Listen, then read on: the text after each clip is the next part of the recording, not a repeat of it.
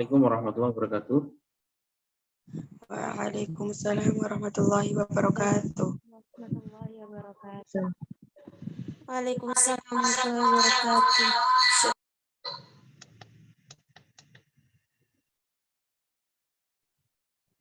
Bismillahirrahmanirrahim. Alhamdulillahirabbil alamin wa afdhalus salati wa tammu taslim ala sayyidina Muhammadin wa ala alihi wa sahbihi ajma'in. Allahumma akhrijna min dhulumatil jahli wa akrimna bi nuril fahmi waftah alaina bi ma'rifatil ilmi wa sahhil akhlaqna bil hilmi waj'alna mimman yastami'una al-qawl fayattabi'una ahsanah. Wa ba'du, rekan-rekan sekalian, malam hari ini kita melanjutkan pembacaan kitab Al-Haqqul Mubin fir raddi ala man tala'aba biddin, ya. Karya Syekh Usamah As-Sayyid Al-Azhari, ya. Seorang ulama besar dari Mesir, ya, dari Universitas Al-Azhar Mesir, yang sekaligus juga penasehat pemerintahan Mesir. Kita kemarin sudah membahas beberapa persoalan, ya. Ini adalah pertemuan yang keempat, ya, dari pembacaan kitab Al-Haqqul Mubin ini. Pada minggu pertama kita sudah membahas soal hakimiyah atau terkait dengan yang dimaksud dengan hukum Tuhan itu seperti apa, ya. Kemudian di pertemuan yang kedua kita sudah membahas soal bagaimana sahabat Ibnu Abbas berdialog dengan orang-orang Khawarij, dengan kelompok Khawarij.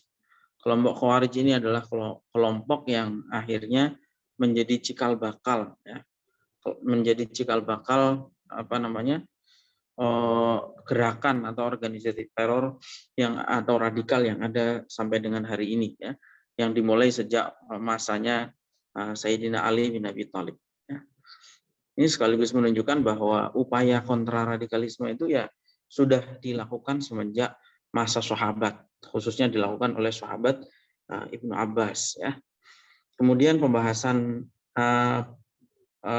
setelahnya yaitu kita sudah membahas soal konsep negara Islam, apa yang disebut dengan Darul Islam dan apa yang disebut dengan Darul Kufur, serta juga adalah konsep jahiliyah menurut orang-orang yang menurut mereka, ya. Dan malam hari ini kita akan membahas soal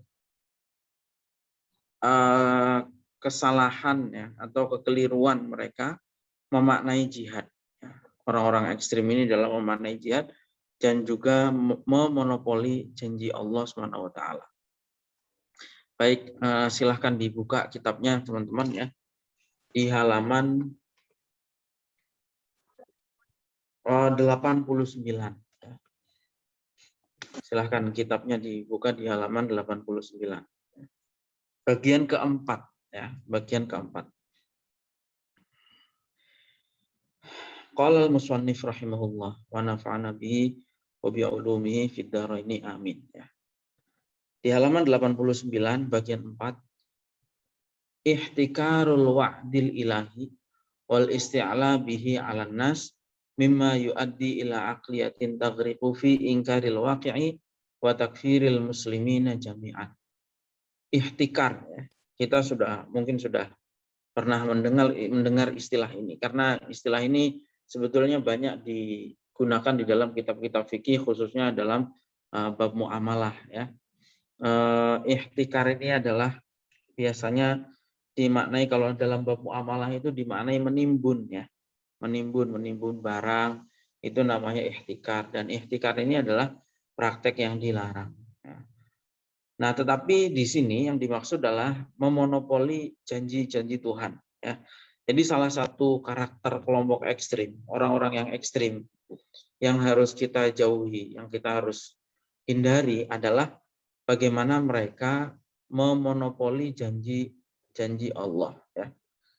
Jadi misalnya ada janji yang seperti yang pernah disampaikan oleh dikritik oleh beberapa cendekiawan, ya, cendekiawan kita. Jadi seringkali beberapa orang itu, ya, itu ketika ada ayat-ayat yang berisi yang baik-baik, dia merasa bahwa ayat tersebut turun untuk dirinya, ya. Tetapi ketika ada ayat-ayat yang berisi ancaman, berisi peringatan, dia merasa bahwa itu turun kepada orang lain. Nah, ini kan praktek yang atau keyakinan yang keliru ya. Ini seperti itu. Nah, ini juga yang dikritik dari orang-orang yang ekstrim karena mereka ini ihtikarul wa'dil ilahi atau memonopoli janji-janji Allah. Nanti kita akan bahas. Kemudian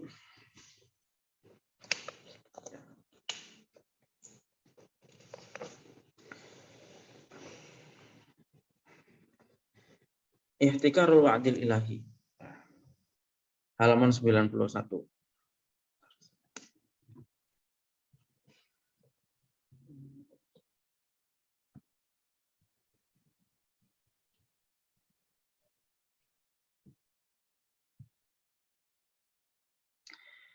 Tarattaba ala takfiril mujtama'i biqadiyatil hakimiyati wa ta'mimi wasfil jahiliyati allati hiya syirkun wartidadun ala umumil ahli Islam. Anna sya'a tasawurun akhar fi ghayatil gharabati ala wa huwa anna tilka tayyarat istalabat wa saraqat li nafsiha haqqal hukmi ala nasi bil kufri. Jadi runtutan atau dampak dari pemikiran yang lalu berupa hakimiyah dan yaitu mereka mengklaim atau mereka menggemborkan secara keliru bahwa wajib hukumnya berhukum dengan hukum Allah dengan dalam versi mereka ya tentu. Kemudian dampaknya adalah mereka mengkafirkan semua umat Islam ya, apalagi yang non muslim, yang Islam aja dikafirkan, yaitu munculnya pandangan yang baru, yaitu mereka merasa bahwa mereka ini adalah summa tafarruddunahum bimtilaki haqiqatil Islam. Mereka merasa menguasai atau memonopoli tafsir hakikat Islam. Jadi gini, Islam ini kan sumbernya Al-Quran, hadis, itu sudah sepakat ya. Kemudian, tetapi karena banyak di dalam ayat-ayat Al-Quran, hadis-hadis Nabi itu yang dzanniyud dilalah, yang makna pastinya tidak diketahui, sehingga ulama berijtihad. Dari ijtihad itulah kemudian muncul beberapa pendapat ya, khilafiyah ya. Tetapi orang-orang ekstrim ini adalah orang-orang yang mereka memonopoli kebenaran. Mereka merasa bahwa hanya tafsir mereka lah yang benar, yang menjadi hakikat Islam itu. Makanya ya, jadi salah satu karakter orang-orang ekstrim itu senang sekali menggunakan frasa umat Islam. Misalnya, ini kalau sampai kebijakan ini nggak diterapkan, umat Islam marah, misalnya. Padahal ya kelompoknya dia saja yang marah itu sebetulnya.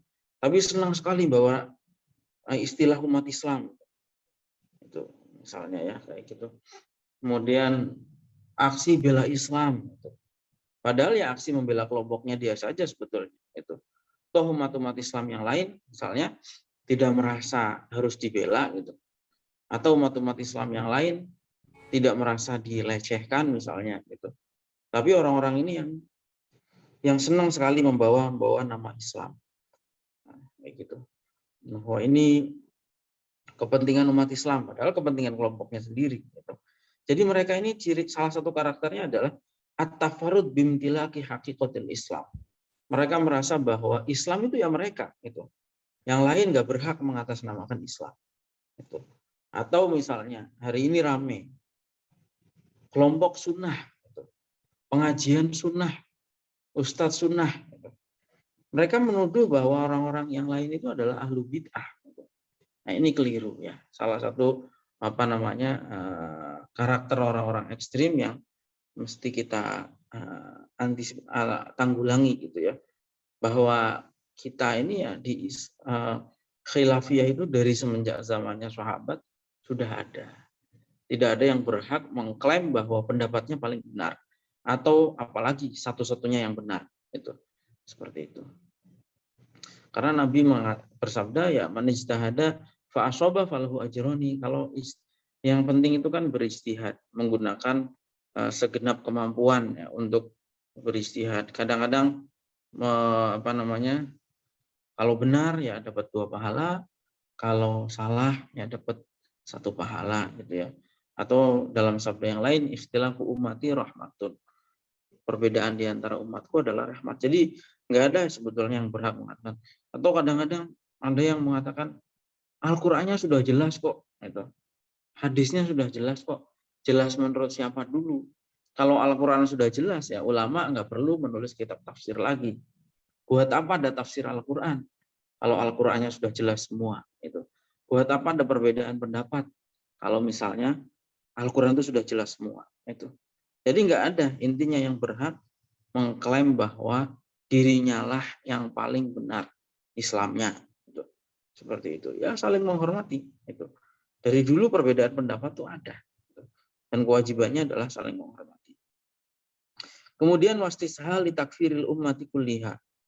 Karena mereka merasa bahwa hanya mereka yang berhak memegang lisensi Islam, bahwa Islam cara mereka hanya mereka yang benar, maka kemudian mereka mudah mengkafirkan umat Islam secara keseluruhan. Itu. Sumantolaku ila kulli ayatin fiha wa'dun minallahi ta'ala lil muslimina bil ma'unati wan nusrati wat tamkini fasarafuha ila anfusihim. Kemudian setelah itu mereka berpikir bahwa semua janji Allah untuk umat Islam berupa kemenangan, pertolongan dan seterusnya itu ya berarti pertolongan untuk kelompok mereka. Ini yang keliru ya. Contoh yang paling jelas adalah ISIS ya, yang paling baru. Misalnya di dalam Al-Qur'an ada ayat innal ardo yarisuha ibadiyas sholihun misalnya. Itu kan ayat yang sudah disabdakan ribuan tahun yang lalu, yang sudah difirmankan ribuan tahun yang lalu ya. Kemudian tiba-tiba tahun 2016 ada kelompok lahir namanya ISIS dan tiba-tiba merasa bahwa dia adalah yang dimaksud oleh ayat tersebut. Nah, ini kan namanya ngawur ya. Namanya ngawur. Dia ini memonopoli seakan-akan kalau ada janji-janji di Al-Qur'an untuk umat Islam itu ya berarti untuk kelompok mereka. Nah, ini namanya nggak benar ya. Seperti itu. Ini nah kelompok-kelompok ekstrim ini senang banget seperti itu. Mereka wah inilah kamilah pasukannya Imam Mahdi gitu. Dari mana dasarnya mengklaim bahwa mereka ini pasukannya Imam Mahdi itu? Atau kamilah kelompok yang dijanjikan gitu, misalnya. Nah, ini keliru kan ada ya yang seperti itu. Senang sekali menggunakan nama seperti itu. Kami umat Islam. Padahal umat Islam itu ya di Indonesia saja jumlahnya ratusan juta ya. 230-an juta warga negara Indonesia itu Islam. Kalau sampai ada orang yang paling jumlahnya 10 orang, 15 orang mengklaim bahwa mereka ini adalah mengatasnamakan Islam. Padahal yang lain nggak merasa gitu. Seperti itu. Nah, seperti itu ya gitu. Itu ciri-ciri kelompok ekstrim yang perlu kita waspadai itu. Dan janji-janji yang lain lah. Pokoknya kalau ada janji yang baik-baik dari Allah, oh itu untuk kelompoknya sendiri, yang umat Islam yang lain nggak masuk gitu. Nah, kemudian innana amama sijlin hafilin bitasawwuratin maghlutatin tarattaba ba'dhuha 'ala ba'd. Sebetulnya ya kalau mau jujur ya, di paragraf akhir dari halaman 91 ini penulis kitab ini mengatakan sebetulnya kita ini disuguhi dengan episode kekeliruan pemikiran yang melahirkan kekeliruan yang baru dan terus melahirkan kekeliruan yang lain itu. Dan semakin jauh dari substansi atau inti daripada ajaran Islam itu. Ya tadi ya mengkafirkan, kemudian memahami ayat wa malam yahkum bima anzalallahu fa ulaika humul kafirun secara keliru, kemudian dampaknya mengkafirkan semua manusia terutama yang muslim ya. Kemudian mereka merasa bahwa mereka lah kelompok yang dijanjikan, mereka merasa bahwa mereka lah yang memegang panji Islam secara eksklusif sehingga yang lain nggak berhak mengatasnamakan Islam. Mereka mengatakan ya tadi ya klaim-klaim yang palsu itu mengklaim kalimat umat Islam padahal umat Islam ini banyak, bukan hanya kelompok mereka sendiri, mereka mengklaim memegang sunnah, pengajian sunnah, kelompok sunnah, ustadz sunnah, yang lainnya bid'ah semua. Itu. Ini orang-orang ekstrim. Kemudian, dan kita ini disuguhi dengan episode pemikiran-pemikiran yang seperti itu hari ini. Ya. Wa tabda'u tilka tayarat al-mutatarrifah hina idzin fi sina'ati sailin minal adabiyyah. Ya, di halaman berikutnya itu wal qasaid al wal butulat wal malahib. Dan kemudian orang-orang ekstrim ini ya mulai memproduksi karya-karya sastra, syair-syair, kisah-kisah heroik, dan juga yang tidak kalah penting adalah cerita-cerita karangan. Allati waqa'at bisababi ta'addihim 'alal muslimin. Fa ya'tabirunahum tarikhan majidan bisabri wasabat. Jadi ini untuk membangkitkan heroisme itu disusunlah syair-syair seakan-akan benar gitu. Kayak benar. Hal-hal yang batil ini kan kadang-kadang kalau kemasnya baik ya kayak seakan-akan adalah kebenaran. Nah, dalam pepatah Arab dikatakan ikdzib summa ikdzib tusaddiqukan nas katanya. Kamu bohong satu kali mungkin orang nggak percaya. Bohong dua kali mungkin orang nggak percaya. Jadi kalau kamu kebohongan itu terus-menerus dilakukan, lama-lama orang akan percaya itu dan menganggap bahwa itu adalah sebuah kebenaran. Kan seperti itu ya. Kebohongan itu kalau terus-teruskan, lama-lama akan menjadi dianggap sebagai kebenaran. Dan orang-orang ekstrim itu ya begitu. Ngarang film di Indonesia ini khususnya ya. Film ini film khayalan. JKDN apa itu? Jejak khilafah di Nusantara. Padahal ya nggak ada. Khayalan semata. Seakan-akan zamannya Umayyah Abbasiyah itu sudah Indonesia ini sudah di bawah naungan khilafah. Gitu. Tapi kalau itu benar ya alhamdulillah. Tapi kan ini ngarang, gitu. Ngarang-ngarang sendiri. Gitu. Kemudian menyusun syair-syair yang membuat membangkitkan heroisme. Kemudian juga mengklaim sejarah orang lain. Gitu. Misalnya orang-orang Hizbut Tahrir ya.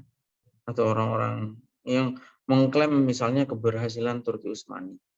Itu kan Hizbut Tahrir ini baru lahir tahun 52. Turki Utsmani itu 24 sudah nggak ada. Kan berarti kan sejarah Turki Utsmani ini tidak ada kaitannya sama sekali dengan Hizbut Tahrir. Tapi orang-orang Hizbut Tahrir seakan-akan mengklaim bahwa itu adalah sejarah mereka. Gitu. Seperti itu. Ya kemudian kalau kita lihat kemenangan Salahuddin Al-Ayyubi misalnya diputar-putar oleh orang-orang Wahabi misalnya. Padahal Salahuddin Al-Ayyubi ini orang Sufi. Gitu. Gurunya seorang mursyid yang namanya Nuruddin Zanki. Gitu. Sehingga mereka sebetulnya ya tidak berhak mengklaim sejarah-sejarah itu. Nah, seperti itu. Tapi diproduksi yang materi-materi seperti ini diproduksi sehingga mengelabui banyak orang-orang awam. Seperti itu. Ma'asailin minal isqatati li ayatin karimatin tatahaddatsu an fi'atin qalilatin ghalabat fi'atan katsiratan biidznillah. Begitu juga kalau di Al-Qur'an, ada kelompok kecil yang mengalahkan kelompok yang besar atas izin Allah. Mereka merasa bahwa itu adalah mereka. Padahal ini suatu peristiwa yang sudah lewat, ya, menceritakan para sahabat. Gitu. Jadi seperti itu, dibelok-belokkan, dipermainkan ayat-ayat dan hadis-hadis keinginan sesuai dengan nafsunya sendiri. Itu. Fayantoliqulitil kal ayat, wayahmiluha ala nafsihi. Ayat-ayat itu seakan-akan adalah turun untuk mereka. Padahal ini turun sudah 1400 tahun. Itu. Dasarnya apa kalau kita hidup di 2022 atau 2023 ini terus kemudian mengklaim bahwa kitalah yang dimaksud oleh ayat itu. Ini kan ngayal namanya, ngawur ya. Dan itulah yang dilakukan oleh orang-orang ekstrim hari ini ya. Mendistorsi, membelokkan makna-makna Al-Quran dan seterusnya. Dan orang awam melihat seakan-akan itu adalah benar. Wa natijah al-khatirah al-mabniyah ala dzalik huwa adamu qabuli lil munaqashah fi wujudi khata'in indahu. Itu. Li'annahu tawahhada bil wa'di wa imtasaja bihi. Dan dampaknya apa? Selain tadi membelokkan makna Al-Qur'an, menafsiri seenaknya sesuai dengan nafsunya, nafsu politiknya, dan yang bahaya adalah hasil yang bahaya adalah mereka tidak mau berdiskusi. Adamu qabuli lil munaqashah. Karena jadi gini, orang diskusi itu kan harus dalam posisi objektif. Dia harus siap menerima kebenaran dari lawannya. Sedangkan ini belum diskusi sudah merasa bahwa saya yang benar. Gitu. Nah, kita kan bisa lihat ya, orang-orang ekstrim itu selalu menganggap orang lain itu ahlu bid'ah. Dan doktrinnya itu nggak boleh muamalah dengan ahlu bid'ah. Kalau kita ketemu orang-orang seperti itu ya, orang-orang salafi aja lah. Nggak usah jauh-jauh orang ISIS ya. Orang-orang ISIS kan jelas diajak diucapkan assalamualaikum aja mereka nggak akan jawab itu. Assalamualaikum misalnya kita ke orang ISIS, ya nggak akan dijawab salam kita itu, karena kita ini adalah dianggap orang mereka ya orang kafir gitu. Nah, jangankan diskusi, kalau salam aja sudah nggak diterima, apalagi diskusi ya. Padahal kita ini kan disuruh untuk fas'alu ahla dzikri in kuntum la ta'lamun gitu, atau wasyawirhum fil amr dan seterusnya, tapi mereka sudah menutup pintu diskusi itu rapat-rapat ya, dengan menyebut kelompok di luar mereka itu adalah ahlu bid'ah, dan mereka nggak sepatutnya berinteraksi dengan ahlu bid'ah. Jadi seperti itu. Makanya mereka adamul qabul lil munaqashah. Mereka nggak mau diskusi itu, mencari kebenaran tuh nggak mau. Li'annahu tawa'ada bil wa'di wa imtazaja bihi. Itu juga karakter orang ekstrim yang patut kita waspadai. Kita ini bagaimanapun ya, kebenaran kita ini selalu kebenaran yang relatif. Karena yang benar secara 100% ya hanya Allah dan Rasulnya yang sudah dijamin kebenarannya ya. Sedangkan di luar Allah dan Rasulnya itu ya kebenarannya relatif. Imam Syafi'i, kita mau cari Imam Syafi'i, mau cari contoh dari Imam Syafi'i, mau cari contoh dari Imam Abu Hanifah, semuanya sama. Imam Syafi'i mengatakan ra'i shawabun yahtamilul khata' wa ra'yu ghairi khata'un yahtamilul shawab. Saya berpegang pada pendapat yang saya yakini benar, kata Imam Syafi'i. Tetapi pendapat saya ini mungkin keliru gitu. Sebaliknya, kata Imam Syafi'i, saya menganggap pendapat orang lain itu tidak tepat. Tapi bisa jadi pendapat itu yang benar. Terus Imam Syafi'i bahkan pernah mengatakan, saya itu paling senang kalau saya diskusi, kemudian orang lain bisa menunjukkan kesalahan saya. Paling senang, kata Imam Syafi'i. Nah, ini orang-orang yang nggak ada ilmunya, orang-orang Wahabi lah terutama lah, yang induknya ya, kemudian turunannya banyak. Ini kan selalu mereka menganggap bahwa nggak perlu diskusi, udah jelas benar mereka ini. Menganggapnya seperti itu. Padahal kita ini Nabi saja masih meminta pendapat sahabat ya. Nabi yang sudah dijamin pasti benar, itu aja masih musyawarah dengan sahabat. Apalagi kita itu cuma manusia biasa. Itu ya harus open minded, membuka pemikiran kita untuk menerima kemungkinan kebenaran dari orang lain. Nah, orang-orang ekstrim ini nganggapnya ya udah pasti benar, nggak perlu ngobrol sama orang lain lagi. Baik ya, di sini ada sebetulnya teks panjang kutipan dari pendapat-pendapatnya Sayyid Qutb, baik dari kitab Fidhilul Quran maupun pendapat-pendapat yang lain dari Syukri Mustafa dan seterusnya. Tetapi kita cepat saja ya, nggak usah semuanya baca. Kemudian baik itu selesai ya pembahasan soal bagaimana orang-orang ekstrim itu memonopoli kebenaran dan juga memonopoli janji-janji Allah. Mereka merasa bahwa janji Allah itu hanya untuk mereka, bukan untuk umat Islam yang lain. Umat Islam yang lain sudah dikafirkan oleh mereka. Sekarang pembahasan berikutnya adalah tentang jihad, ya. Mafhumul jihad.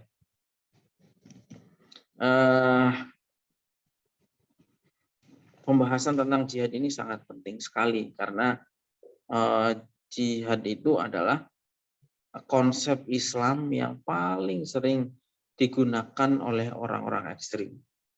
Sampai ada banyak orang-orang di luar Islam, termasuk dunia Barat, itu ada yang menuliskan buku jihad itu adalah bahasa Inggrisnya saya lupa ya. Tapi jihad itu adalah ajaran Islam yang paling banyak disalahpahami.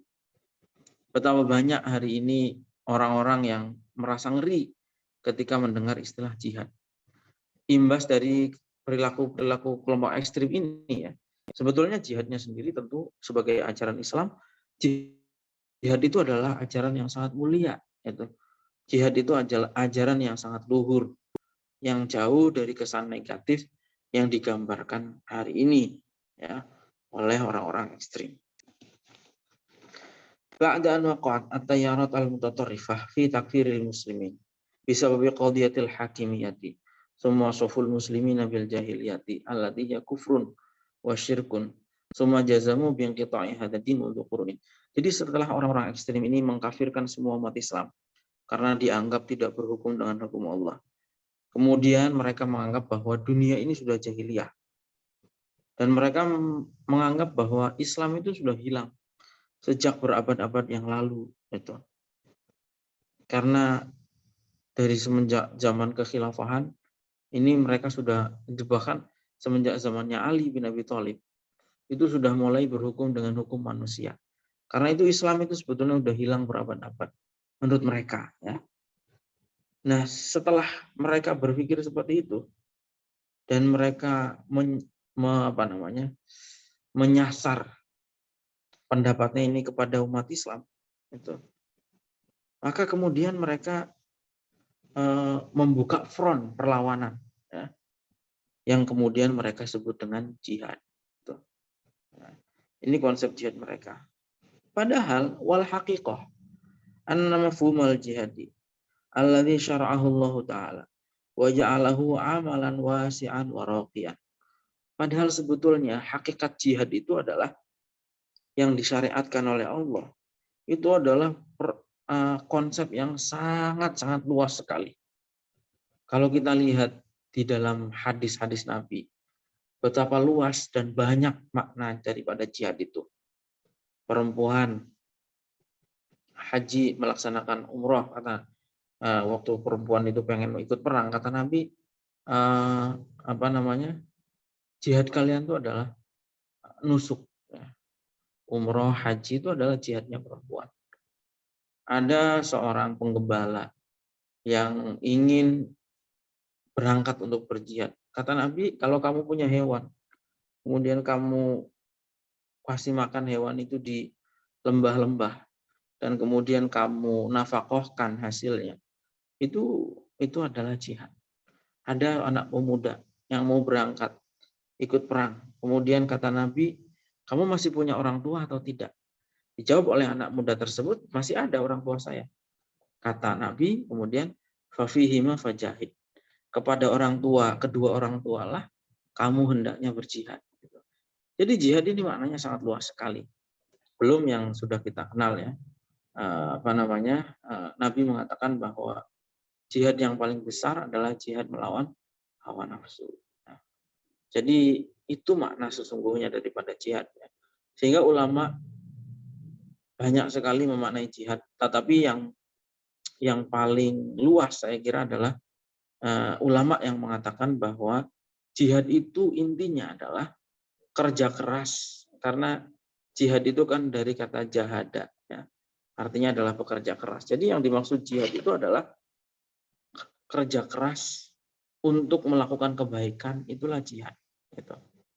Semua pekerjaan atau kerja keras yang dilakukan dalam rangka mewujudkan kebaikan, itulah jihad. Apapun bentuknya. Kita mendidik susah menghadapi anak-anak nakal, mahasiswa diatur susahnya luar biasa, santri diatur susahnya luar biasa, bantah. Itu namanya jihad.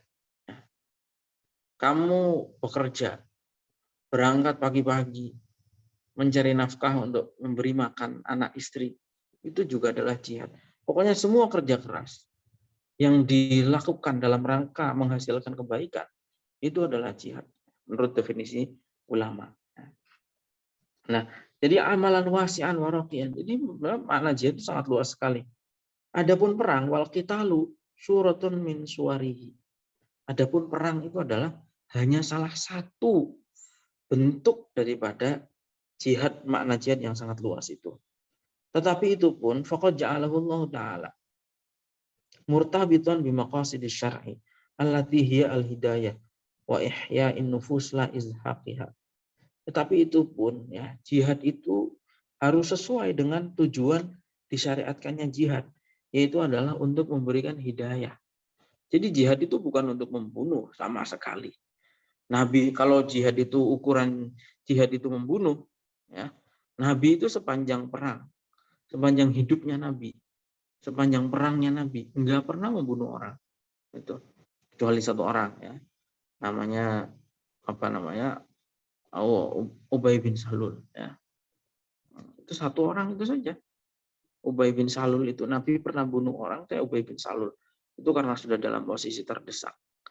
Jadi itu menunjukkan bahwa tujuan jihad itu bukan membunuh, tapi adalah mengantarkan hidayah dan memberikan kehidupan.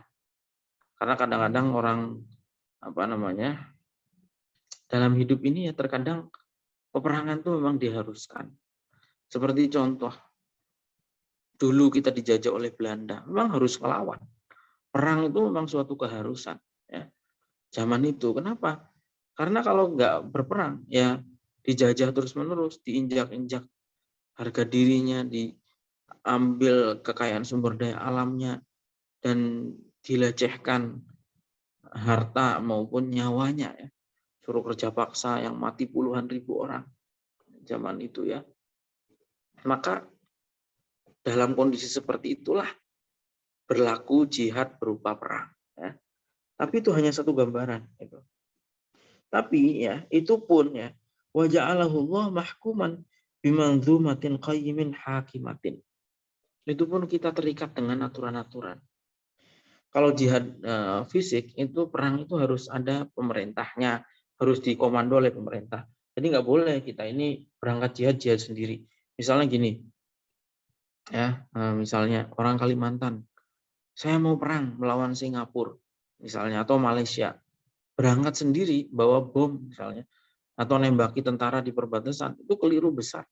Karena namanya jihad itu berupa perang itu harus dikomando oleh suatu pemerintahan yang sah. Itu enggak boleh kita berangkat sendiri. Itu pun kita terikat dengan nilai-nilai dan aturan, yaitu misalnya ya di sini alla yaqta'u syajaratan, tidak boleh menghancurkan atau memotong pepohonan.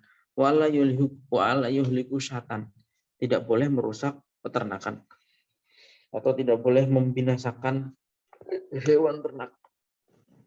Kemudian wala yaru'u rahiban fi sawma'atihi, enggak boleh mengganggu pemuka agama ya. Makanya ini kan yang diajarkan oleh Islam dalam perangnya selama beratus-ratus tahun ya. Yang namanya pendeta, yang namanya rabi, yang di dalam tempat ibadahnya, termasuk tempat ibadah itu nggak boleh diganggu sama sekali. Ini aturan perang dalam Islam. Tapi sekarang kan orang-orang geblek-geblek yang ngakunya berjihad itu, ya, itu kan masjid dibom, orang lagi sholat Jum'ah dibom, orang lagi ngaji dibom. Padahal menyerang tempat ibadah itu jelas tidak diperbolehkan. Termasuk menyerang gereja, sinagog, kuil dan seterusnya itu nggak diperbolehkan. Nggak ada sejarahnya perang Islam menghancurkan tempat ibadah umat lain, itu nggak ada. Itu Palestina dulu dikuasai itu bukan hari ini. Zamannya sahabat Umar itu sudah ditaklukkan. Palestina itu sudah di dalam kekuasaan Islam. Tapi lihat gerejanya itu ribuan tahun nggak pernah rusak. Itu piramid di Mesir, Atau nggak jauh-jauh di Indonesia, tempat peribadatan orang Hindu di Borobudur. Ribuan tahun tidak pernah, atau ratusan tahun lah, itu ya tidak pernah diapa-apakan. Baru hari ini nih, orang-orang ekstrim yang ada hari ini. Masjid dibom, gereja dibom, kuil dibom, dan seterusnya. Ya, itu sama sekali tidak berpegang pada ajaran Islam. Makanya dalam fatwa MUI, Majelis Ulama Indonesia nomor 3 tahun 2004, itu ditegaskan perbedaan antara jihad dan teror. Jauh sekali makna jihad dan teror itu. Ya. Dan jihad itu kewajiban Islam dan suatu ajaran Islam yang sangat indah. Sementara teror itu adalah kejahatan yang sangat luar biasa. Itu seperti itu. Yang menyimpang meskipun di atas namakan Islam. Itu seperti itu. Kemudian fanahnu amama udwani mutakarririn ala mafahimi syariati wa qadayah. Jadi sebetulnya kata beliau penulis kitab ini, sebetulnya Islam ini betul-betul dikorbankan oleh orang-orang ekstrim ini ya. Ajaran-ajaran Islam yang begitu indah, ajaran Islam yang begitu mengayomi menjadi rusak semua gara-gara orang-orang ekstrim itu. Padahal Islam itu sangat menjaga bagaimana opini masyarakat ya. Contoh misalnya di halaman berikutnya, wa qad rawal Bukhari aidan. Jadi ini cukup panjang tetapi ini saya kutipkan salah satunya. Imam Bukhari meriwayatkan dalam hadisnya Jabir. Qala aqbala rajulun binadhihaini. Ini dalam suatu hadis ya. Ada seorang laki-laki membawa 2 unta pada malam hari. Kemudian melihat ada Mu'adz sedang sholat. Akhirnya untanya tadi ditinggal, kemudian makmum kepada Mu'adz. Ternyata pada saat sholat itu, Mu'adz membaca surat Baqarah rakaat pertama. Dan rakaat kedua membaca surat An-Nisa. Bayangkan aja, Baqarah itu adalah surat paling panjang di dalam Al-Quran. 2 juz setengah. Ya. Dan kemudian juga surat berikutnya juga sangat panjang, surat An-Nisa. Akhirnya karena Mu'adz ini ngimaminya panjang sekali, laki-laki tadi itu munfarid, ya, melepas, nggak makmum, artinya memutus makmumnya kepada Mu'adz. Kemudian oleh Mu'adz ini kalau cara sekarang dipisui gitu kata orang. Kalau kata orang Jawa dicela atau dikecam oleh Mu'adz. Gimana sih orang Islam sholat pakai surat Al-Baqarah, An-Nisa aja kok lari gitu. Itu orang munafik itulah. Kira-kira bahasanya seperti itu. Nah, kemudian kabar seperti itu terdengar kepada Nabi. Setelah Nabi mendengar, Mu'adz dipanggil. Ya Mu'adz, afattanun anta. Itu. Wahai Mu'adz, apakah kamu ini menjadi tukang fitnah? Itu. Diulang oleh Nabi sampai Nabi marah sampai 3 kali. Afattanun anta, afattanun anta. Kamu ini tukang fitnah apa gimana sih? Kamu mau membuat orang tambah benci kepada Islam, menjauhi sholat jamaah dan seterusnya. Kalau kamu sholat itu baca saja ngimami, itu baca sabbihisma rabbikal a'la sama wasyamsi wadduhaha atau walaili idza yaghsha. Karena yang makmum itu ada orang tua, ada anak-anak, ada orang yang lagi kerja, sholatnya di waktu istirahat dan harus makan, harus bekerja lagi dan seterusnya. Ini biasa saja gitu. Harus maklum gitu. Jadi seperti itu. Itu baru persoalan sholatnya. Kata di dalam hadis itu ya. Baru persoalan sholat. Jadi itu saja Nabi marah ya, dan menyebut bahwa yang melakukan seperti itu adalah tukang fitnah. Gitu. Ya, kita sekarang kan juga umum, hal-hal seperti ini kan sangat umum ya. Sekarang itu speaker lah, terutama speaker ya. Bukan berarti kita ini nggak suka dengan syiar Islam misalnya atau apapun, tetapi kalau speaker itu terlalu mengganggu, orang bukannya senang kepada Islam, tapi kita kan harus memperhatikan itu ya, karena di dalam kaidah diterangkan wa mim maqasidis syariah tahsinu suratil Islam, termasuk bagian dari syariat itu adalah memperbaiki citra Islam. Nah, kalau caranya berdakwah seperti itu menyakiti masyarakat, ya gimana kita bisa menyampaikan Islam secara baik? Seperti itu. Baru yang hal pribadi saja disalahkan oleh Nabi. Bagaimana dengan orang yang mengkafirkan yang lain dan kemudian menyebut itu sebagai jihad? Ya, ini tentu di atasnya fitnah, ya, seperti itu. Ini ada kutipan cukup panjang juga dari Soleh Syria sampai ada kalimat di halaman berikutnya itu di halaman 103 itu mengatakan bahwa menyerang perang demi agama itu demi mendirikan negara Islam adalah afrodul faraid katanya. Kefarduan yang paling utama. Ini jelas keliru besarnya. Dia menyampaikan sholat, ya udah nggak usah sholat, nggak usah haji, nggak usah puasa atau apapun. Selama negara Islam belum berdiri, maka yang paling diwajibkan pertama adalah perang, kata Soleh Syria. Muqaranah. Kemudian di halaman berikutnya perbandingan, ada tabel perbandingan. Bainal jihad kama syara'ahullah wa huwa amrun syarifun yuhaqqiqul hidayah wa bainas surah al-muzlimah al-maghlutah lahu 'inda tayyarat, ya, al-mutatarrifah. Di halaman 104 itu ada gambaran antara perbandingan antara jihad yang disyariatkan oleh Allah berupa, ya, aslinya, ya, jihad itu adalah perkara yang sangat agung. Untuk apa? Untuk mengantarkan hidayah.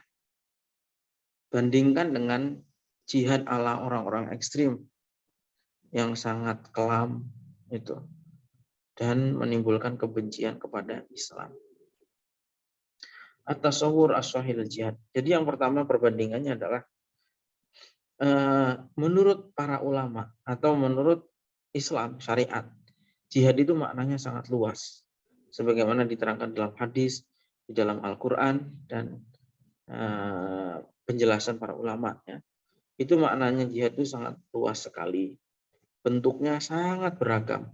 Bekerja bisa jadi jihad, mendidik bisa jadi jihad, merawat keluarga bisa jadi jihad, berbuat baik kepada tetangga bisa jadi jihad, dan seterusnya. Gitu.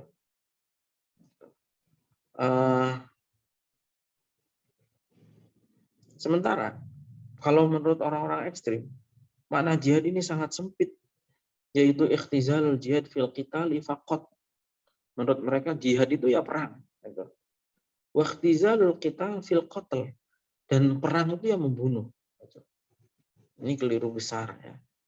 Membatasi makna jihad hanya peperangan, dan perang itu adalah membunuh. Padahal enggak seperti itu. Pertama, jihad itu bukan hanya perang. Kedua, kalaupun perang, tujuannya bukan untuk menghilangkan nyawa. Gitu. Seperti yang tadi saya contohkan, Nabi itu nggak pernah, meskipun perang, nggak pernah bunuh orang. Itu seperti itu. Karena memang tujuan perangnya bukan untuk membunuh kok. Yang kedua, menurut syariat, jihad itu 'inda umumil ulama wasilatun walaisa ghayatun taqsidu lidzatiha. Jihad itu menurut para ulama hanyalah perantara, hanyalah cara, itu bukan tujuan. Itu.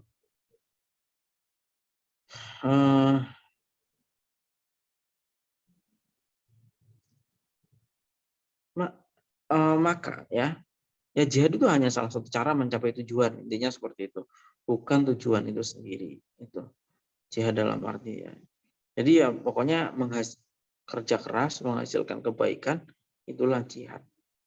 Kerja kerasnya itu kan cara itu, tapi yang dituju adalah kebaikan itu.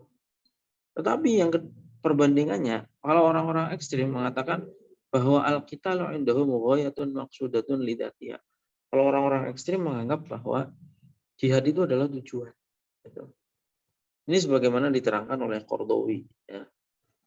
Qardawi ini dengan Said Qutb sama-sama Ikhwanul Muslimin. Tapi Qardawi tidak setuju dengan pendapat Said Qutb. Qardawi cerita, wa kama naqastus syahid Said Qutb fi ra'yihi. Saya pernah, kata Said Qutb, karena kata Qardawi, mendebat Said Qutb tentang pendapatnya soal jihad itu. Saya menganggap bahwa Said Qutb itu sangat sempit sekali cara berpikirnya. Bahwa orang Islam itu selamanya hidupnya harus berperang. sampai semua manusia itu Islam. Itu kata Qardawi, bahwa Said Qutb ini pemahaman, dan orang-orang ekstrim umumnya seperti itu menganggap bahwa perang itu ya aktivitas utamanya umat Islam itu perang. Seperti itu. Dalam rangka apa? Ya memerangi seluruh alam dunia sampai semuanya masuk Islam. Nah, ini keliru besar. Yang ketiga, menurut para ulama, al-maqsadul a'zam indal ulama lil jihad wal hidayah. Menurut para ulama, jihad itu tujuan utamanya adalah menyampaikan hidayah kepada manusia. Sebagaimana Nabi pernah berpesan kepada sahabat Ali bin Abi Thalib pada saat akan berangkat perang Khaybar. Itu pesannya Nabi adalah la ayyahdiyallahu bika rajulan wahidan khairun min humurin na'am. Atau di dalam lafaz hadis lain yang lain, khairun mimma tala'atis syams aw gharabat. Ya. Kalau kamu bisa memberikan hidayah kepada satu orang saja, itu lebih baik daripada dunia dan seisinya. Itu pesannya Nabi kepada sahabat Ali bin Abi Thalib pada saat berangkat perang Khaybar. Jadi intinya Nabi ingin menyampaikan bahwa tujuan kamu perang itu menyampaikan hidayah. Bukan membunuh itu sendiri tujuannya. Gitu. Kalau kamu berhasil membunuh orang kafir misalnya, maka orang kafir itu akan masuk neraka. Ya. Tapi kalau kamu berhidayah, ya dapat iman, ya insya Allah masuk surga. Gitu ya. Seperti itu. Sama seperti yang pernah terjadi antara teroris dengan Syekh Sa'rawi. Kamu ini kata Syekh Sa'rawi, kamu ini coba pikir, kalau kamu ngebom orang kafir ini kira-kira masuk surga atau masuk neraka? Dijawab oleh terorisnya, ya masuk neraka. Ya kalau kamu membuat orang masuk neraka, apa bedanya kamu sama iblis? Gitu. Bukan membunuh tujuannya, tapi adalah memberikan hidayah. Gitu. Kalau membunuh orang saja, mengantarkan orang ke neraka, ya apa bedanya dengan setan? Gitu. Si teroris-teroris yang mengaku Islam ini ya. Nah, kemudian karena itu, fa'in amkana dzalika bil ilmi. Karena itu jihad itu nggak melulu perang. Fa'in amkana dzalika bil ilmi wal munadharati wa izalati syubhati fahu afdal. Gitu. Kalau seumpama jihad kamu itu dilakukan dengan ilmu, ya, dengan musyawarah, dengan diskusi, dengan berdebat, dengan menjelaskan kebenaran Islam, menjelaskan kekeliruan-kekeliruan akidah yang lain misalnya, maka ya itu lebih baik daripada menggunakan cara pembunuhan perang itu ya. Maksudnya karena itu wa min huna na'khudhu anna madadal ulama afdalu min dami syuhada. Karena itu dikatakan bahwa penanya para ulama itu lebih utama daripada darahnya orang-orang syahid. Jadi kita ini ya menuntut ilmu, kemudian menyebarkan ilmu yang kita dapatkan. Artinya penanya para ulama, ya, tintanya para ulama itu pada hari kiamat akan ditimbang dengan darahnya syuhada, dan tintanya ulama itu lebih berat timbangannya dibandingkan dengan darahnya syuhada. Itu menunjukkan bahwa jalan ilmu itu lebih utama daripada jalan peperangan atau jalan pedang. Itu seperti itu. Jadi tintanya ulama nanti di hari akhir itu akan ditimbang dan pasti akan lebih berat daripada darahnya orang yang mati syahid. Itu seperti itu. Itu ya. Itu. Jadi kita ini harus dengan ilmu, apapun harus dengan ilmu. Apalagi beragama harus dengan ilmu. Ya. Nggak boleh ngawur-ngawuran. Hanya berdasarkan modal nekat atau modal apapun. Belum tentu benar. Yang keempat adalah jihad itu menurut syariat itu adalah hukum ini bisa berubah-ubah. Antara kadang-kadang wajib, kadang-kadang sunnah, kadang-kadang mubah, kadang-kadang makruh, kadang-kadang haram. Itu tergantung. Itu. Misalnya ada seorang yang melakukan jihad, niatnya untuk merebut kekuasaan atau mendapatkan ghanimah, maka ya bisa jadi hal yang haram. Itu apalah nggak usah dibahas kalau jihadnya kepada orang yang tidak bersalah, ya. Bunuh sesama muslim, bunuh non muslim yang sudah dilindungi oleh negara dan seterusnya, itu ya sudah pasti haramnya, ya. Sudah pasti jelas haramnya. Dan kemudian juga jihad yang melewati batas seperti tadi, ya, seperti yang dilakukan oleh orang-orang ekstrim hari ini, kelompok-kelompok teroris hari ini. Coba ya bayangkan, bagaimana mungkin orang non-muslim itu nggak benci kepada Islam. Ketika orang-orang ISIS mempertontonkan orang-orang disembelih, manusia disembelih, gitu. Disyuting, di video, diviralkan. Gimana orang nggak benci, gitu. Orang, dan itu di atas namakan jihad. Orang Islam disembelih, yang Kristen disembelih, yang Hindu disembelih, itu. Dan itu divideokan, dan itu diviralkan, itu. Gimana orang luar Islam nggak benci kepada Islam? Bayangkan saja, gitu. Nah, kemudian begitu juga yang lain-lain lah. Jadi kegiatan yang enggak manusiawi dan itu dipertunjukkan kebiadaban lah, seperti itu. Dipertontonkan. Ini sudah jelas bagian daripada gambaran jihad yang diharamkan. Jelas bukan itu, ya, maksudnya. Bayangkan dengan keagungan Islam yang lain. Kita berwudu saja, kata penulis kitab ini. Itu dalam Nabi pernah berpesan, "Faman zada 'ala dzalik faqad asa'a wa zalama." Kata Nabi, wudu itu ya satu kali basuh muka, tangan, kaki itu ya sah.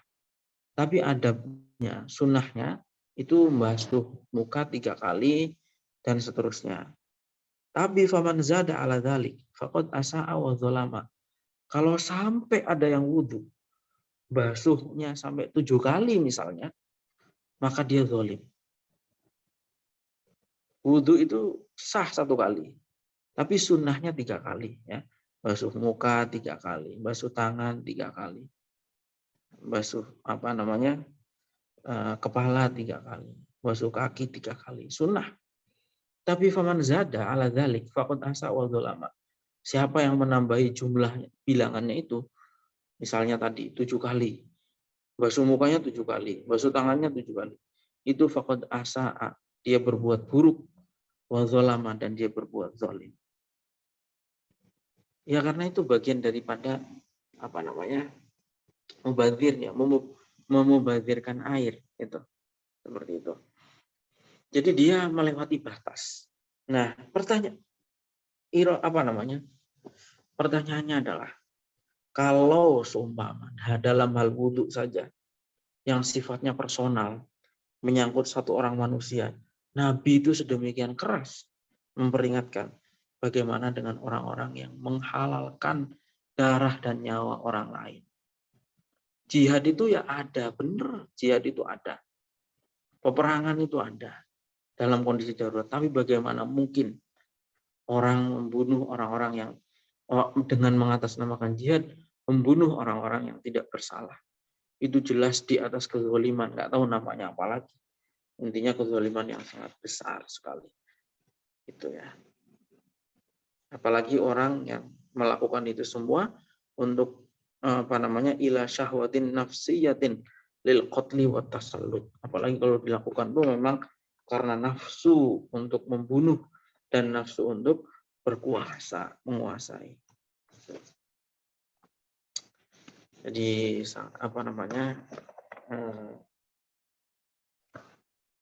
ya prihatin sekali lah ya kalau kita melihat kayak gini nih, bagaimana gambaran Islam yang sebetulnya itu, dan kemudian juga gambaran Islam yang diberikan oleh orang-orang ekstrim ini kan kita sebetulnya sangat ironis sekali ya. Bagaimana Islam yang sebetulnya adalah ajaran agama yang sangat agung, menjadi ajaran agama yang terlihat begitu kejam dan tidak masuk akal di tangan orang-orang ekstrim ini. Gitu ya. Jadi ini dua hal yang kita pelajari pada malam hari ini, yaitu bagaimana orang-orang ekstrim ini senang sekali memonopoli kebenaran dan memonopoli janji Tuhan, janji Allah ya. Dan kemudian yang kedua adalah bagaimana orang-orang ekstrim ini membelokkan makna jihad dari satu ajaran yang mulia menjadi ajaran yang kelihatannya begitu menakutkan. Itu. Bahkan bukan hanya jihadnya ya, takbir saja sekarang menjadi menakutkan bagi orang-orang yang tidak mengenal Islam. Sampai pernah ada seorang ulama dari Indonesia, kalau tidak salah, kalau nggak Kiai Hasyim Muzadi itu Buya Syafi'i Ma'arif, pernah seminar di Eropa, di Jerman. Dan kemudian tiba-tiba ada seorang penanya yang berdiri. Dia bertanya, karena saking tidak tahunya ya, kan orang nggak mengenal Islam. Dia kemudian bertanya, wahai kiai gitu ya, atau profesor itu, sebetulnya Allahu Akbar itu artinya apa? Apakah ketika orang Islam itu berteriak Allahu Akbar, itu artinya adalah bunuh, bunuh, bunuh? Apakah seperti itu atau gimana? Ya. Jadi sampai seperti itu pertanyaannya, saking tidak tahunya. Karena mereka takut sekali mendengar teriakan-teriakan seperti itu ya. Kalimat takbirnya tentu adalah kalimat yang sangat mulia, tapi karena disampaikan oleh orang-orang ekstrim menjadi satu hal yang menakutkan. Nah, ini yang perlu kita luruskan ya, supaya orang ini tidak keliru di dalam memahami Islam. Saya kira kalau Islam itu disampaikan dengan yang benar, orang itu fitrahnya manusia pasti akan menerima kebenaran. Sebaliknya, kenapa orang sampai Islamofobia, takut pada Islam? Ya karena hanya melihat Islam dari Islam yang digambarkan oleh orang-orang ekstrem ini. Itu ya, baik. Nah, saya kira itu ya. Ini ada beberapa yang ngechat di kolom chat tentang film JKDN. Sebentar. Ada lagi Alif Lam Mim, ini filmnya.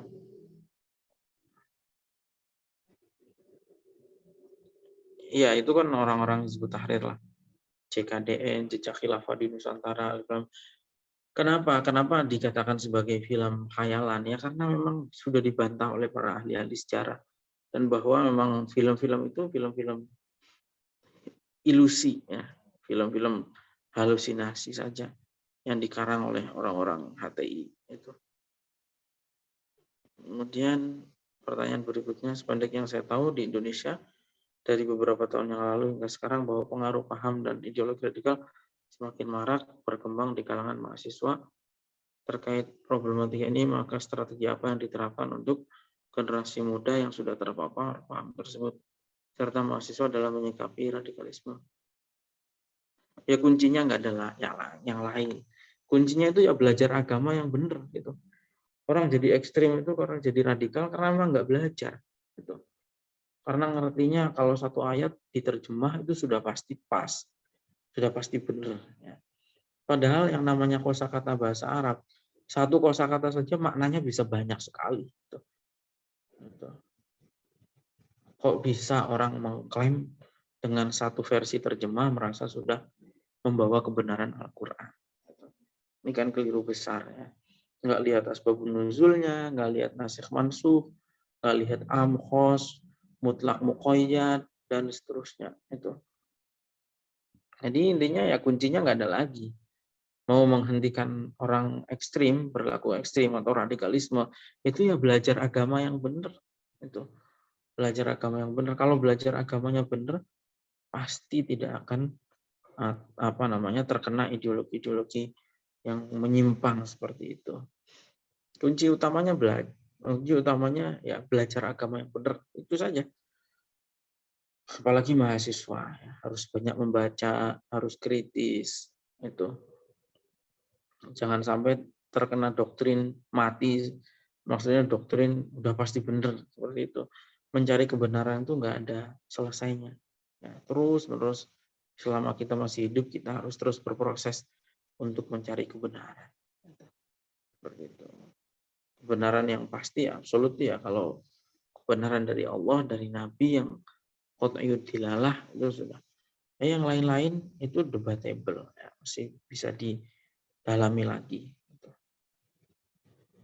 Kemudian begitu pula juga menyelesaikan radikalisme itu bukan dengan senjata, bukan ditangkepin doang misalnya, bukan hanya ditangkepin di penjara, enggak, bukan itu, tapi adalah disadarkan dengan apa, ilmu. Ya.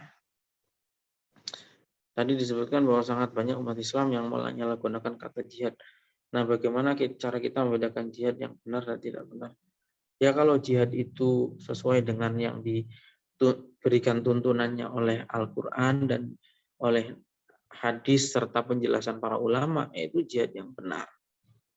Ya, contohnya gampang, misalnya membedakan antara yang, kalau yang nggak benar itu kan namanya bukan jihad tapi teror. Terorisme itu namanya yang nggak benar. Kalau jihadnya ya benar gitu. Nah, membedakannya bagaimana? Ya contoh misalnya jihad itu tujuannya adalah untuk hidayah dan kemudian juga untuk menjaga kehidupan. Jihad itu sebetulnya untuk menjaga kehidupan. Kemudian maka ketika pelaku teror itu hanya menyasar sasarannya yang penting, korbannya yang dibunuh banyak, dan seterusnya, maka itu berarti bukan jihad tetapi teror. Jihad itu ada aturannya, ya. Seperti tadi disampaikan, nggak boleh membunuh orang tua, nggak boleh membunuh anak-anak, nggak boleh membunuh pemuka agama, nggak boleh merusak pohon, tidak boleh merusak fasilitas umum, tidak boleh merusak hewan ternak, tidak boleh merusak tempat ibadah, dan seterusnya. Kalau berpegang pada nilai-nilai itu, maka itu disebut dengan jihad. Tapi kalau melanggar nilai-nilai itu, berarti itu adalah teror. Paling gampang ya ceritanya dulu ya. Misalnya pada saat kita melawan Belanda, melawan Inggris, itu udah nggak diragukan. Berperang membela tanah air itu adalah bagian dari jihad. Itu adalah jihad, ya, bentuk jihad. Makanya dikatakan resolusi jihad. Ya. Itu memang jihad betulan.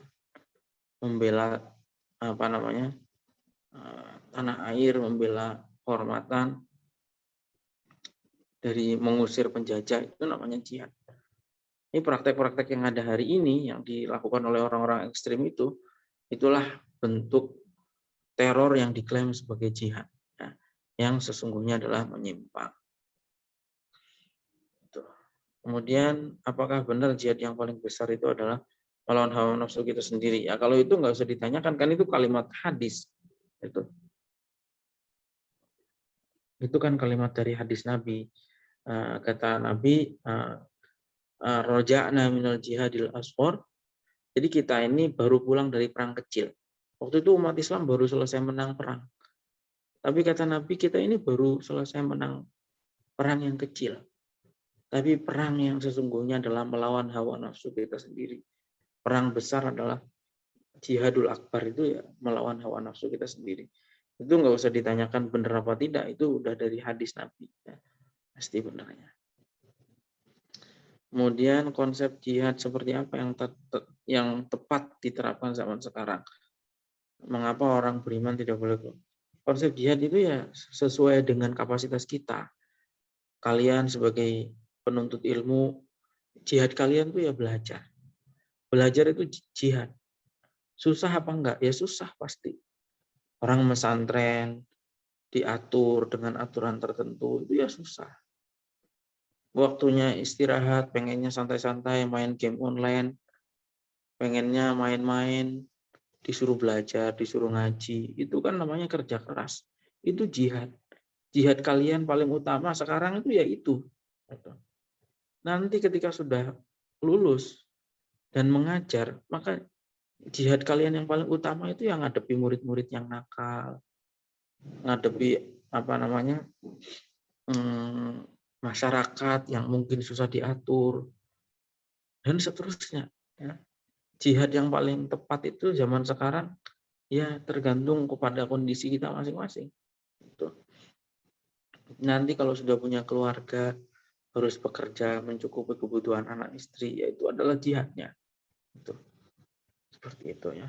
Intinya makna jihad ini sangat luas dan jangan pernah kita berusaha membatasi makna yang sangat luas itu ya. Termasuk berangkat haji umroh itu jihad. Berbakti kepada orang tua, birrul walidain itu juga adalah jihad sebagaimana diterangkan dalam hadis Nabi tadi. Intinya makna jihad itu sangat luas. Itu. Kemudian yang terakhir adalah ada cerita seorang sahabat Rasul meninggalkan musuhnya karena wajahnya telah diludahi dengan alasan beliau takut ketika membunuh. Niatnya berbelok bukan karena Allah, melainkan karena amarah yang mendominasi hatinya karena wajahnya telah diludahi. Tapi jika dengan sekarang yang mana ada dari sebuah kolom gerakan ini dengan dalih ingin membalas kejahatan orang. Bagaimana pandangan Ustaz tentang niat yang dilakukan? Ya betul, itu yang tadi ya. Dia ini sudah perang ini. Sudah perang tanding, sudah berantem lah, sudah berantem, tinggal mau eksekusi saja sebetulnya. Itu dialami bukan oleh orang sembarangan, itu dialami oleh sahabat Ali bin Abi Thalib. Kisah tadi itu dialami oleh Sayyidina Ali, oleh sahabat Ali bin Abi Thalib. Sudah mau terbunuh nih musuhnya, sudah terpojok, tiba-tiba musuhnya meludahi. Itu langsung diangkat pedangnya sama Ali bin Abi Thalib, nggak jadi dibunuh. Khawatirnya bunuhnya karena nafsu. Jadi seperti itu dulu sahabat itu. Bahwa motivasi perangnya itu ya bukan karena nafsu sama sekali. Bahkan ketika ada peluang nafsu setan masuk, langsung dicegah ya, dihindari. Gitu. Akhirnya itu Ali itu nggak jadi bunuh. Khawatirnya bunuhnya niatnya karena orang ini meludahi, karena nafsu. Gitu. Seperti itu. Nah, bagaimana dengan orang-orang hari ini yang berangkatnya kalau begini, kalau maksudnya berangkat ke negeri Muslim yang terzoliminya itu nggak ada masalah. Misalnya ya kita orang hidup di sini, misalnya kemudian berangkat ke Palestina misalnya atau ke Myanmar, Rohingya ya. Dengan niat menolong sesama muslim, berjihad. Tentu jihad ini sekali lagi bukan hanya dengan senjata. Ya. Membawa bantuan kemanusiaan itu juga jihad. Jadi bantuan kemanusiaan, memberikan dukungan moral, atau mendidik orang sana, itu juga bagian dari jihad. Toh kalau kita berangkat ke sana misalnya, dengan niat mau perang, ya ngukur diri kita sendiri, ya nggak akan mampu. Maksudnya kalau secara personal ya tidak akan mampu. Itu. Nah kalau niat kesananya ingin balas dendam, ya udah jelas keliru kalau niatnya itu. Ya, kan tadi sahabat Ali itu niatnya untuk balas ludahnya saja, itu tidak beliau hindari. Apalagi niatnya ingin tadi motivasi-motivasi yang di luar lillahi ta'ala, di luar karena Allah, itu keliru. Ya, seperti itu. Kemudian, syarat apa saja yang menjadikan jihad qital menjadi fardhu ain? Karena sebagian opini yang mengatakan bahwa jihad di zaman sekarang sudah berubah menjadi fardhu ain sebab negara-negara muslim telah dikuasai orang-orang muslim, telah banyak bertumbah. Ini pemahaman yang keliru ya. Jadi gini, jihad itu menjadi fardhu ain itu dalam satu kondisi, yaitu ketika musuh itu sudah memasuki wilayah kita. Itu jihadnya fardhu ain. Maka seperti yang terjadi dulu pada saat Inggris masuk ke Surabaya. Itu di dalam resolusi jihad itu dikatakan bahwa fardhu ain hukumnya orang Surabaya itu mengangkat senjata melawan Inggris. Nah itu. Nggak usah ditanya, misalnya kita hidup di Jakarta. Penjajah misalnya Belanda kok tiba-tiba masuk lagi ingin menjajah dan sudah datang nih di Jakarta. Maka nggak usah ditanya, fardhu ain semua orang di Jakarta untuk melakukan perlawanan terhadap Belanda. Itu. Tapi ya hari ini ya, di mana negara-negara kita ini aman-aman saja, beribadah apapun nggak ada yang menghalang-halangi, apa alasan mau mengatakan bahwa jihad itu fardu ain, jihad perang maksudnya ya. Tentu semua tadi pertanyaan di atas, orang beriman itu ya semuanya harus berjihad, tapi jihadnya dalam kapasitas masing-masing gitu, dan kapasitas dan posisi masing-masing. Kalau dikatakan bahwa negara-negara muslim telah dikuasai, ya siapa yang menguasai? Kalau kayak kita di Indonesia kan nggak ada yang menjajah. Penguasanya muslim, presidennya muslim, wakil presidennya ulama, menteri-menterinya mayoritas muslim, ibadah di sini nggak ada yang menghalang-halangi. Lalu apa alasan kita mau mengatakan bahwa jihad itu fardu ain itu dari mana? Coba cara berpikirnya itu seperti apa? Sampai mengatakan jihad fardu ain itu seperti apa? Pembenaran apa yang mau disampaikan itu dari dari cara berpikir seperti itu. Sekarang penguasanya presidennya muslim, wakil presidennya ulama, menteri-menterinya banyak juga dari kalangan santri, dari kalangan ulama. Itu alasannya apa? Mau mengatakan jihad itu fardu ain di Indonesia, jihad dalam arti perang. Sedangkan kita sholat bebas, mau berangkat umroh, setiap hari mau berangkat umroh, nggak ada yang halang-halangi. Setiap tahun mau berangkat haji, kalau kuotanya ada, nggak ada yang halang-halangi. Mau puasa, bukan hanya tidak dihalang-halangi, tapi dibantu oleh pemerintah, dilihatkan hilalnya gitu ya. Mau zakat dibantu oleh pemerintah. Nah terus apa? Mau ngaji, nggak ada yang halang-halangi. Kita mau ngaji 24 jam juga nggak ada yang halang-halangi. Mau sholat jamaah terus-terusan juga nggak ada yang halang-halangi. Lalu apa pembenaran untuk mengatakan bahwa ini kondisi wajib jihad itu dari mana? Enggak ada sama sekali. Itu enggak masuk akal. Baik, saya kira itu ya cukup untuk malam hari ini. Mudah-mudahan apa yang kita pelajari ini bermanfaat. Assalamualaikum warahmatullahi wabarakatuh.